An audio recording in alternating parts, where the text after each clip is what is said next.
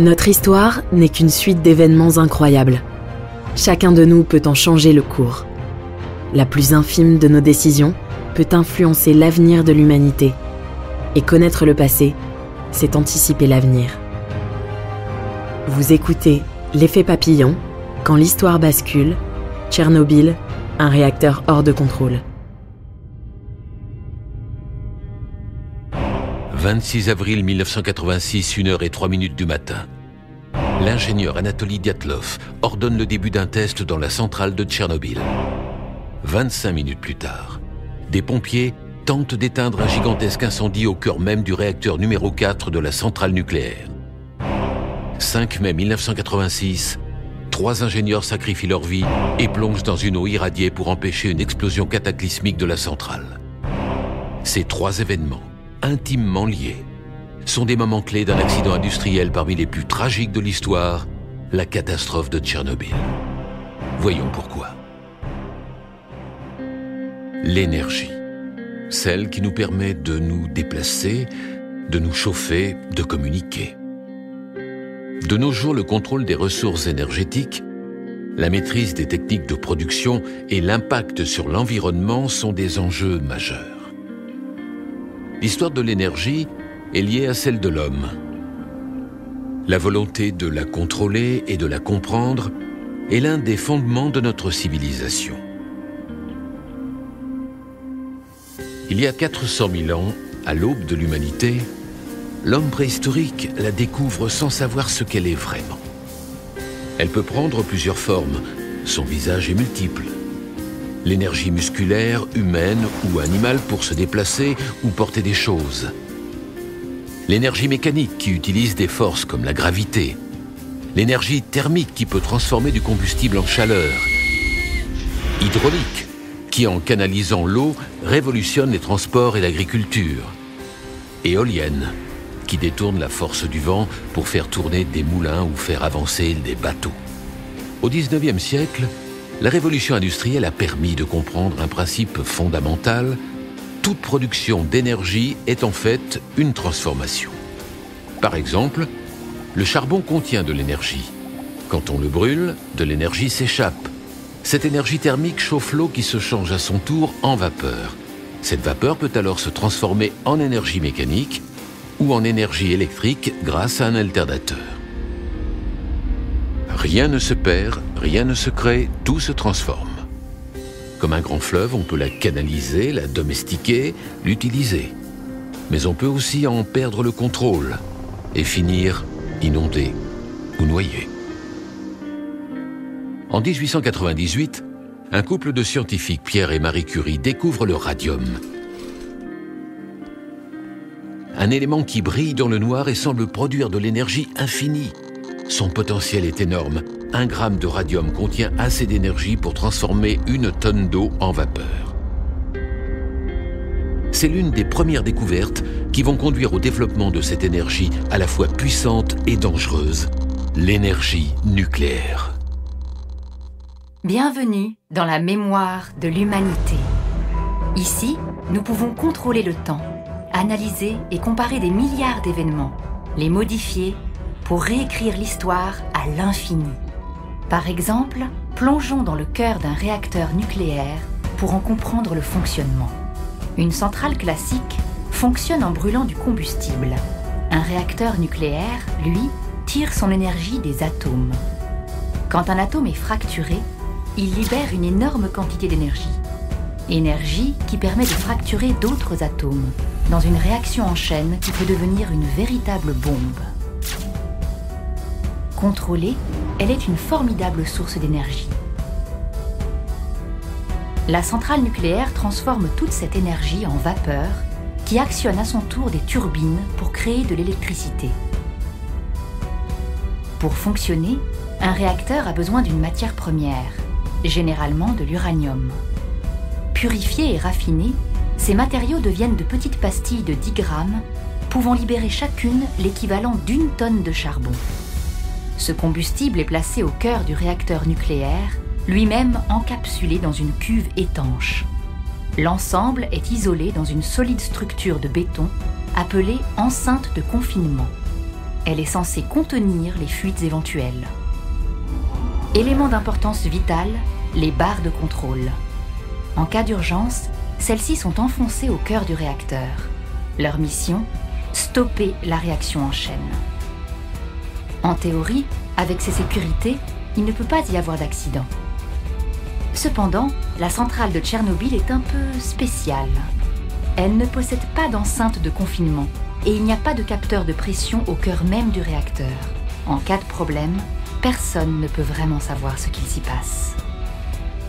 L'ensemble est surveillé à distance dans une salle de contrôle d'où partent tous les ordres. Une erreur d'appréciation ou une mauvaise décision prise depuis cette salle, et le réacteur peut s'emballer dangereusement. Union soviétique, Ukraine, 25 avril 1986. Centrale nucléaire Lénine, à 18 km au nord de la ville de Tchernobyl. C'est une nuit pas comme les autres dans la centrale. Dans la salle de commande, tout le monde est à son poste. Anatoly Dyatlov, ingénieur en chef adjoint, supervise les opérations. Pour la première fois, on va tester le fonctionnement du réacteur numéro 4 en cas de panne de courant. Pour les besoins du test, les systèmes d'alarme de refroidissement doivent être débranchés et la puissance du réacteur doit être réduite. À 23h10, la puissance du réacteur est réduite à 700 MW comme prévu. Le test va pouvoir commencer. Minuit et 30 minutes. Anatoly Dyatlov et ses chefs de poste sont en désaccord sur la procédure. Suite à une grave erreur de manipulation, les barres de contrôle du réacteur s'enfoncent trop profondément. La puissance chute alors rapidement à 30 MW. 6 minutes plus tard, le réacteur s'étouffe. Son régime est beaucoup trop bas. La pression augmente d'un coup. Faute de capteur, personne dans la salle de contrôle n'est en mesure de voir le danger. Minuit 38. Le réacteur ne produit presque plus d'énergie. Anatoly Dyatlov ordonne de retirer les barres de contrôle et de relancer le réacteur. C'est en totale contradiction avec les consignes de sécurité. L'équipe a beau être contre, elle n'a pas le choix et obéit aux ordres. Minuit 42. La puissance du réacteur remonte, mais elle plafonne péniblement à 200 MW. C'est insuffisant. 1 heure et 3 minutes. Malgré les dysfonctionnements et contre l'avis de son équipe, Anatoly Dyatlov lance le test. Au même moment, au cœur du réacteur, un point chaud se forme et se concentre. Personne ne peut le voir. 1h21. Le système d'arrêt d'urgence demande l'arrêt immédiat du réacteur. 1h23 minutes et 4 secondes, le test commence malgré tout. Au même moment, un ouvrier voit le couvercle du réacteur se soulever à cause de la pression. 1h23 et 40 secondes. Le contremaître Akimov décide de lui-même d'enclencher le processus d'arrêt d'urgence et enfonce les barres de contrôle, mais la chaleur a déformé les canaux de descente. Les barres ne descendent que d'1,50 m au lieu de 7. Il est trop tard. 1h23 et 44 secondes, on entend les premières explosions. Le cœur du réacteur est hors de contrôle. Sa puissance est multipliée par 100 en quelques secondes. Le fond du réacteur explose. Il se transforme en magma radioactif. Quelques secondes plus tard, une énorme explosion projette les 2000 tonnes du couvercle dans les airs. Le réacteur 4 de la centrale de Tchernobyl vient d'exploser. Le prix à payer. La catastrophe de Tchernobyl est classée au niveau 7 sur 7 sur l'échelle des accidents nucléaires. Le seul autre accident d'une gravité équivalente est celui de Fukushima au Japon en 2011.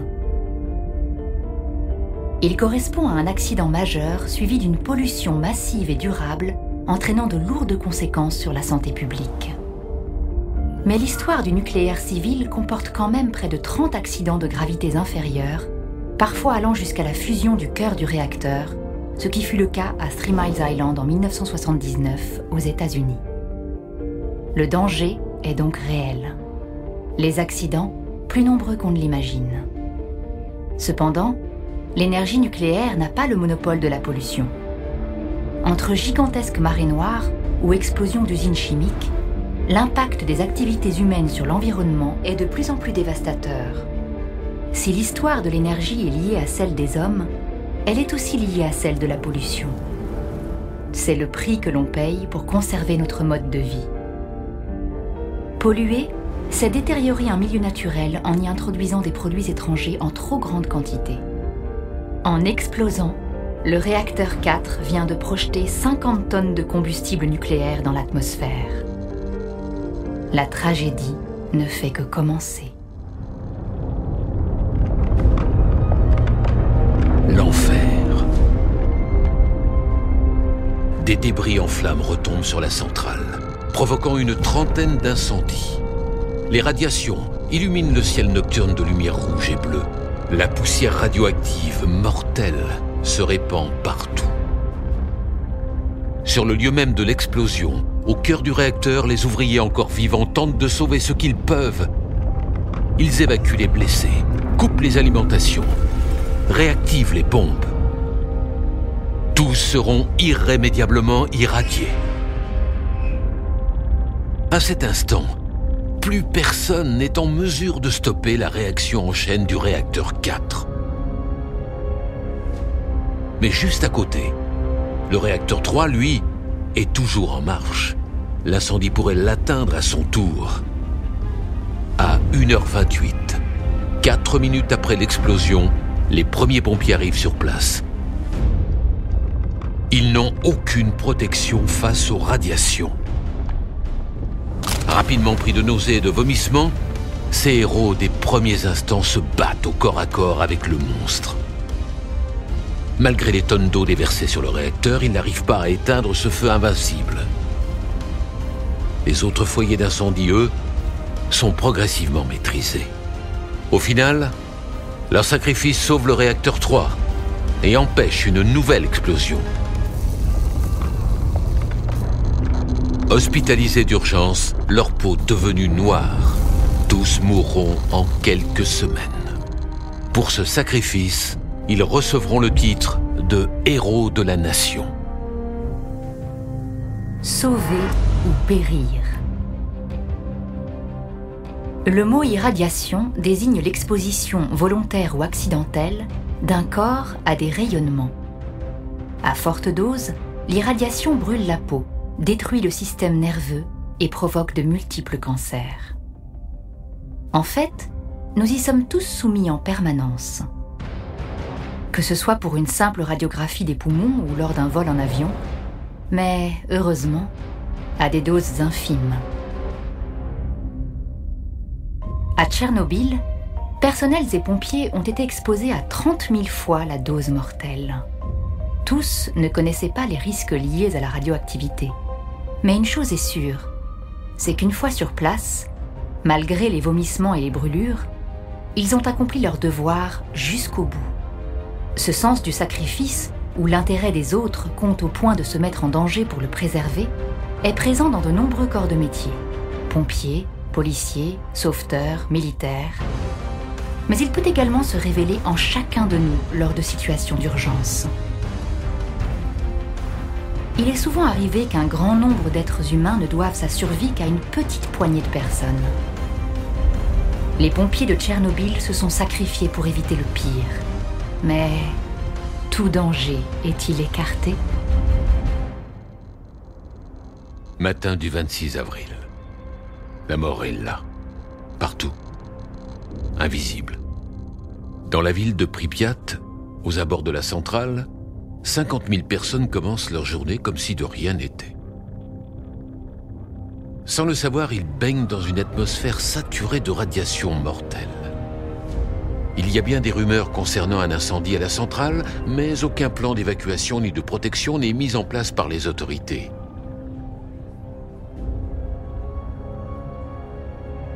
Puis, dans la journée, des soldats font leur apparition. Élément inquiétant, ils portent des équipements de protection. En début d'après-midi, la norme de radiation est largement dépassée. Plus de 15 000 fois la dose acceptable. Le soir, c'est 600 000 fois plus. 36 heures après l'explosion, l'évacuation commence enfin. Plus de 1000 bus se dirigent vers la ville. La population a 2 heures pour faire ses bagages.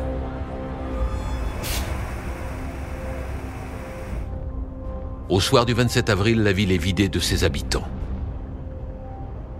Sur place, il ne reste que militaires et scientifiques chargés d'évaluer l'accident. Tous courent un énorme danger, car l'accident est loin d'être terminé. Le cœur du réacteur est toujours un magma en fusion.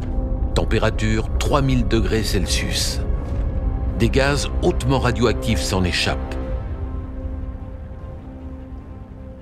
Le nuage radioactif a déjà atteint la Suède et la communauté internationale s'inquiète de ce qu'il se passe en Union soviétique. Par tous les moyens, il faut stopper l'hémorragie radioactive. Alors on improvise. Des centaines d'hélicoptères survolent à tour de rôle la centrale pour jeter dans le trou béant des sacs de sable et de plomb. 5000 tonnes sont ainsi déversées pour limiter les rejets. 600 pilotes sont irradiés. Seulement voilà, ce bouchon a un effet indésirable. Il augmente la chaleur du réacteur. À tout moment, le magma radioactif peut transpercer la dalle en béton et tomber dans les sous-sols de la centrale. Et ce serait une catastrophe encore plus terrible. Car les sous-sols baignent dans l'eau, notamment celle déversée par les pompiers pour éteindre l'incendie. 3000 degrés Celsius de magma radioactif soudainement plongé dans 20 000 tonnes d'eau. Une bombe thermonucléaire 80 fois plus puissante que celle lancée sur Hiroshima pendant la Seconde Guerre mondiale. La ville de Kiev serait rasée. Toute vie serait détruite dans un rayon de 300 km. Une seule solution pour éviter le pire, plonger dans les sous-sols de la centrale, nager dans un bouillon radioactif, trouver les vannes de vidange dans l'obscurité et les actionner manuellement. 3 travailleurs de la centrale se portent volontaires. Valéry Bespalov, Alexei Ananenko et Boris Baranov. Les 2 premiers savent parfaitement où se trouvent les vannes. Le 3e les accompagne pour les guider avec une torche dans les eaux troubles. Ils connaissent parfaitement les risques. Il reste 1 heure dans les ténèbres. 1 heure pour accomplir leur tâche héroïque. Ils mourront dans les semaines suivantes. Le 6 mai, le cœur du réacteur en fusion finit par traverser la dalle. Il atteint les sous-sols de la centrale. Heureusement, il n'y a plus d'eau pour provoquer l'explosion. Nous venons d'arriver à un point de divergence. Un point de divergence est un événement clé, un carrefour dans notre histoire, où le monde bascule d'un côté ou de l'autre. Devant le danger imminent d'une explosion nucléaire apocalyptique, 3 hommes se portent volontaires. Ils le savent, c'est une mission suicide. Que se serait-il passé si personne n'était allé ouvrir les vannes? Dans le pire des scénarios, des dizaines de tonnes de magma radioactif de plusieurs milliers de degrés seraient rentrées en contact avec 20 000 mètres cubes d'eau, confinés en espace clos. Une gigantesque cocotte minute, mais sans soupape. L'explosion, estimée entre 50 et 80 fois celle d'Hiroshima, aurait certainement rasé la ville de Kiev et exterminé toute vie sur un rayon de 300 km. Plus grave, elle aurait réduit à néant toutes les forces chargées de combattre l'accident. Plus personne pour stopper le flux de radiation. La contamination aurait été cataclysmique, touchant les réserves d'eau de la région, contaminant les sols pour des siècles. La vie humaine n'aurait plus été possible, sinon au prix de cancers et de malformations génétiques. L'Europe centrale serait devenue un vaste no man's land, un territoire perdu de terres désolées. Notre monde actuel aurait un visage radicalement différent. Le pire a été évité. Mais la situation reste gravissime. Sur un rayon de 30 km autour de la centrale, la terre, l'eau, les plantes, les animaux, tout est pollué et gravement radioactif. Pour nettoyer cette immense zone, 600 000 hommes sont employés pour laver la couche de poussière, raser les maisons, enterrer les déchets, abattre les animaux. On les appelle les liquidateurs de Tchernobyl et ils se battent contre l'ennemi invisible. Pour empêcher le magma radioactif de continuer sa descente et de contaminer la nappe phréatique, on creuse un tunnel d'accès. Objectif : construire une nouvelle dalle en béton sous le réacteur. 10 000 hommes se relaient nuit et jour pour creuser ce tunnel. Irradié, un quart d'entre eux mourra avant l'âge de 40 ans. Le nettoyage de la centrale elle-même est extrêmement dangereux. Le moindre débris est suffisamment radioactif pour tuer un homme en 1 heure. Alors on envoie des robots téléguidés, mais ceux-ci tombent en panne à cause des trop fortes radiations. Seuls des hommes peuvent faire ce qui doit être fait.